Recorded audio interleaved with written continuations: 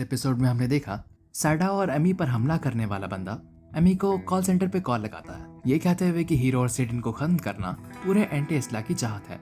जिसके बाद हमने देखी थी चिहो और सैडाओ की डेट के बीच में एमी दखल देती है, इसलिए चिहो और एमिलिया के बीच में लड़ाई हो जाती है।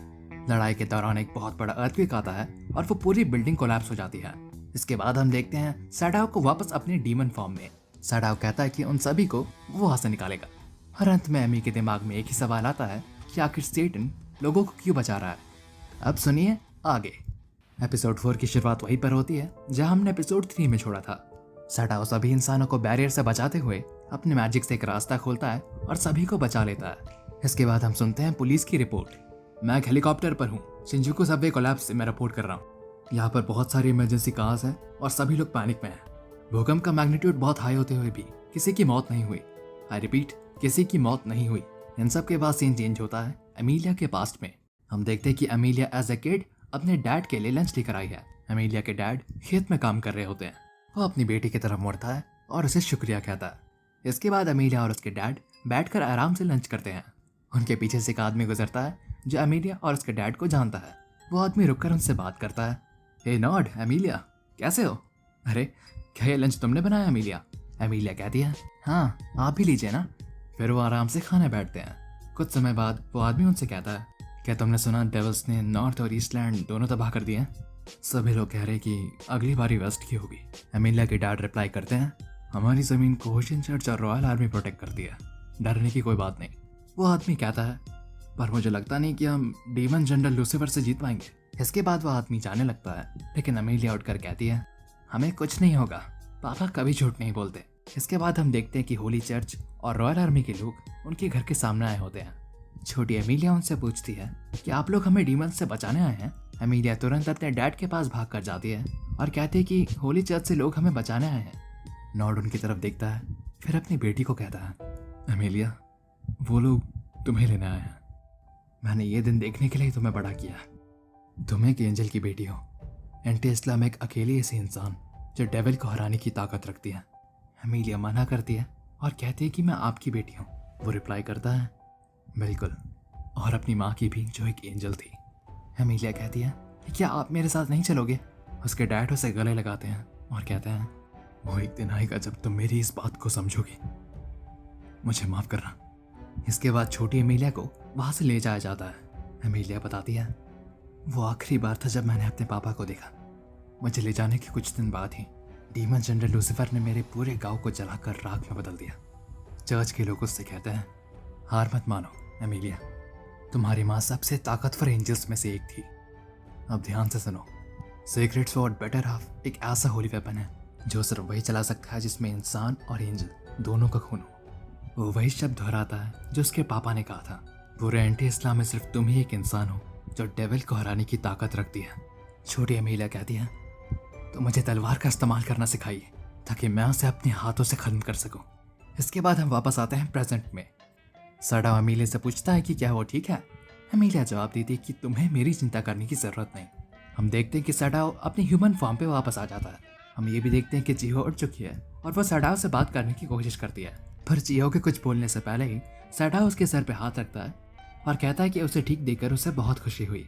हम देखते हैं कि एक पुलिस वाला उन्हें आवाज लगाता है नहीं तुम तीनों, वो जगह खतरनाक है। एक मिनट, वो पुलिस वाला चिहो से पूछता है आप तो इंस्पेक्टर सासाके की बेटी है ना? चिहो हाँ कहती है। चिहो की बात को सुनकर सैडाओ को पता लगता है कि उसको पहले एपिसोड में जो पुलिस वाला मिला था वही चिहो के पापा हैं। इन सब के बाद चिहो अपने घर लौट जाती है और सैडाओ और एमिलिया डिस्कशन पे। सैडाओ एमिलिया से कहता है आप कोई डाउट नहीं है, मैंने जो मैजिक उसके पापा पर यूज़ किया था उसी मैजिक ने चीचान पर भी इफेक्ट करा, इसलिए उसे वो आवाज़ें सुनाई दे रही थी। खैर फिक्र मत करो, आज और कोई हमला नहीं होगा क्योंकि वो ऑलरेडी एक बार फेल हो चुके हैं। एमिलिया कहती है क्या मतलब? सैडाओ जवाब देता है जैसे ही हम दोनों आसपास आए वो भूकंप आया।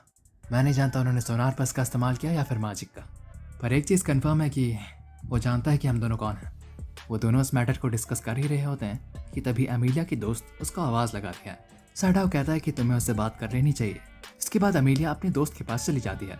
फिर हम देखते हैं कि सैडाओ के पीछे आलसिल रोता हुआ भागते हुए आ रहा होता है। वो झुककर सैडाओ से माफ़ी मांगता है और कहता है कि उसके कारण एमिलिया उसके पास आई और दुश्मन के इतना पास होते हुए भी वो पता नहीं लगा पाया। अगर इतना काफी नहीं था तो सेटेन को आलचिल की जान भी बचानी पड़ी। आलचिल रोते रोते कहता है कि आखिर मैं इसकी भरपाई कैसे कर पाऊंगा। सड़ाओ जवाब देता है, रोना बंद करो, चलो घर चलते हैं। इसके बाद सीन चेंज होता है एमिलिया की दोस्त के घर। उसकी दोस्त एमिलिया से कहती है कि माफ करना, मैं तुम्हें यहाँ खींच कर ले आई। इसके बाद वो एमिलिया से पूछती है कि क्या उसको भूख लग रही है। एमिलिया जवाब देती है कि इतनी लग रही है कि वो भूख से ही मर जाए। उसकी दोस्त एमिलिया के लिए खाना प्रिपेयर करती है और उसके पास ले जाती है। सीन कुछ देर के लिए सड़ाओ और आलचिल की तरफ शिफ्ट होता है। आलचिल रास्ते में भी रोते रोते कह रहा होता है कि सर सेटन, मुझे माफ कर दीजिए। इसके बाद उन दोनों को दोबारा से 2 पुलिस वाले रोकते हैं और कहते हैं कि क्या मैं तुमसे बात कर सकता हूँ। वीडियो में आगे बढ़ने से पहले let's talk about our sponsor. This video is sponsored by Bilibili Comics. ये कॉमिक्स रीड करने के लिए एक ऑफिशियल ऐप एंड वेबसाइट है और सबसे खास बात ये कि ये टेपस और वेबटून की तरह पेड नहीं है, बल्कि बिल्कुल फ्री ऑफ कॉस्ट है। इसमें थाउजेंड्स ऑफ कॉमिक्स अवेलेबल है, वो भी डिफरेंट जॉनर्स के, rom com, action, thriller, horror और हमारे प्यारे अच्छी लवर्स के लिए तो इसमें भर भर के रिसर्च मटेरियल है। डिस्क्रिप्शन और पिन कमेंट पे आपको इस वेबसाइट की लिंक मिल जाएगी, तो इस वीडियो के बाद चेकआउट करना मत भूलिएगा। सीन दोबारा शिफ्ट होता है एमी और उसकी दोस्त की तरफ। हम देखते हैं कि एमी के दोस्त को उसकी मॉम से कॉल आता है। वो अपनी मॉम को रिएश्योर करती है कि भले ही उसकी वर्क प्लेस अर्थक्वेक के पास थी, उसको कुछ भी नहीं हुआ और वो बिल्कुल ठीक है। फोन रखने के बाद वो अमीलिया को बताती है कि वो कोबे से है। वो कोबे में हुए अर्थक्वेक के बारे में बताती है और कहती है कि अमीलिया पहली है जिसने ये सब सुनकर इनसेंसिटिव क्वेश्चंस नहीं पूछे। उसकी बातें सुनकर अमीलिया अपने पास्ट के बारे में सोचती है। फिर अचानक से हम आकर देखते हैं कि एमी की दोस्त उसे हक करती है। फिर वो कहती है, ऐसे बहुत सारे लोग हैं जो सिर्फ अपने बारे में सोचते हैं और ऐसे लोग भी जो सिर्फ दूसरों के बारे में सोचते हैं, भले ही उनके साथ क्या कुछ न हो जाए। इसलिए मेरे दिमाग में आया कि इंसान चाहे तो एक डेविल भी बन सकता है और एक एंजल भी, अच्छा भी और बुरा भी। उसकी बात सुनकर एमी थोड़ा सोचने लगती है। इसके बाद हम अगली सुबह का सीन देखते हैं।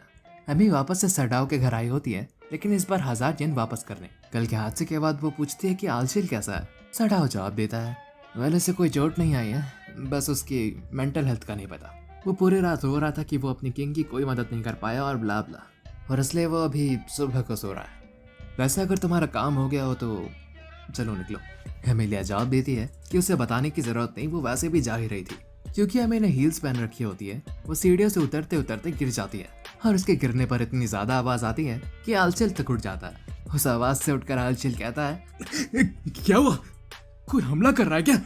एमी की चोटों को देखकर आलचिल कहता है, जिस हीरो ने सेटन तक को ऑलमोस्ट मार ही दिया था, वो सीढ़ियों से गिरने से ज्यादा चोट खा रही है, अब क्या ही कहूँ मैं। फिर आलचिल मेडकिट चेक करने के बाद कहता है कि उनके पास गॉज और बैंडेजेस नहीं है। सड़ाओ आलचिल को अपनी साइकिल लेने देता है और मेडिसिन लाने को बोलता है। इसके बाद हम देखते हैं कि सड़ाओ अमीलिया के घाव को डिसइंफेक्ट करने की कोशिश करता है, पर अमीलिया उस पर वही बॉटल फेंक कर मारती है। सड़ाओ कहता है, अब ये क्यों किया? अमीलिया उस पर चिल्लाती है कि तुम क्या कर रहे हो। वो सवाल करती है कि अगर वो डेविल किंग है तो वो इस दुनिया में हर पॉसिबल क्राइम क्यों नहीं कर रहा। वो गरीब है, अपना खाना खुद बनाता है, ईमानदारी से काम करता है और सब उसकी रिस्पेक्ट करते हैं। वो चिल्लाती है कि तुम किस एंगल से डेविल किंग हो। सड़ाओ जवाब देता है, वेल मैं भी ऐसे हीरो के बारे में पहली बार सुन रहा हूँ जो सीढ़ियों से गिरकर चोट खाती है, रोने लगती है और फिर डीमंस उसे ठीक करते हैं। अमीलिया शांत होकर पूछती है, तो तुम मुझसे इतना अच्छा बर्ताव क्यों करते हो? क्यों तुम मुझसे, यहाँ के लोगों से, इस दुनिया से इतना अच्छा पेश आते हो? अमीलिया रोने लगती है और सवाल करती है कि अगर वो इतना ही अच्छा है तो उसने उसके पिता की जान क्यों ली। सड़ाओ उसकी बातें सुनकर कुछ नहीं कह पाता, पर अमीलिया कहती है, जिस सेटन को मैं जानती हूँ उसे खून और आंसू बहाने में सबसे ज्यादा मजा आता है। तुमने हमारे खेत को जलाकर राख कर दिया, गांव को पानी से बहा दिया। अपनी आंखों में दर्द और नफरत लेकर वो कहती है कि उसने उसकी जिंदगी से हर एक खुशी छीन ली। सड़ाओ उठकर कहता है, उस समय मैंने इस बारे में ज्यादा कुछ सोचा नहीं था और ना ही तब मैं इंसानों को समझता था, माफ करना। इसी बीच हम देखते हैं कि जिहो आलचिल के साथ वापस आ जाती है। उन दोनों को एक ही रूम में देखकर उसको बहुत बड़ी मिसअंडरस्टैंडिंग हो जाती है और वो वहां से भाग जाती है। इसके बाद वहाँ लैंड ओनर मिकी शिबा आती है। वो इन्फॉर्म करने आती है कि वो घर पे थोड़ा रिपेयर्स करा रही है। जिसके बाद वो कहती है, अब तक तो तुम्हें आइडिया हो ही गया होगा कि ये कोई कोइंसिडेंस नहीं है कि उस लड़की पर एक डायरेक्ट सोनार हिट हुआ और उससे उसको आइडिया लिंक का ट्रांसमिशन मिला। जिसके बाद वो जाने लगती है और कहती है, तुम्हें निकलना चाहिए इससे पहले कि बहुत देर हो जाए। जिसके बाद उन्हें वापस से एक हल्का सा भूकंप महसूस होता है। जिसके बाद हम देखते हैं कि अमीलिया के दोस्त गेट नाम के मैजिक से अर्थ की तरफ बढ़ रहे होते हैं। सीन दोबारा चेंज होता है और हम देखते हैं जिहो को। वो रोते रोते रोड पे चल रही होती है, तभी वो किसी से टकराती है। जिहो उस बंदे को सॉरी कहती है, लेकिन वो बंदा कहता है, मुझे बस लगा था पर मैं सही निकला। मेरे पिछले फेलियर के बाद से ही मैं तुम पर नजर रख रहा हूँ, पर कैसे लगा था ये इतना आसान होगा। सासा कीजिए हो, सेटन और हीरो की तरफ तुम्हारी नफरत को मैं छीनूंगा और उस नफरत की ताकत सब यहाँ देखेंगे। पीछे से एक बंदा आता है और उसे हटने को कहता है, पर उसके बाद वो बंदा डर कर चिल्लाने लगता है। उस बंदे के काले पंख निकाल आते हैं, जिसके बाद वो कहता है, वो समय आ गया है जब मैं सेटन को जबास करूंगा। सेटन, आल्चर और अमीलिया जैसे ही वहां पहुंचते हैं, उनको हर जगह धुआं दिखता है और उस धुएं के ऊपर होता है वो बंदा। अमीलिया कहती है, वो कौन है? क्या ये सब उसने किया है? वो तीनों उसके करीब जाते हैं। जैसे ही वो नीचे उतरता है, उसकी तरफ देखकर सेटन कहता है, मुझे लगा ही था। हालचर और अमीलिया उसे देखकर चौंक जाते हैं। इसके बाद वो बंदा कहता है, अरे अरे देखो कौन आया, हमारे ग्रेट डेविल किंग, या फिर आप मुझे साडाओ माओ कहना चाहिए।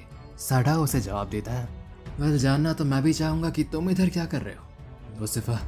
और इसके साथ होता है एपिसोड 4 का अंत। आगे देखने के लिए बीस फैंटेसी को सब्सक्राइब करें। मैं मिलता हूँ आपसे अगले एपिसोड में। सायोनारा। जाने से पहले बिली बिली कॉमिक्स को चेकआउट करना ना भूलें। वेबसाइट की लिंक आपको डिस्क्रिप्शन और पिन कमेंट पे मिल जाएगी।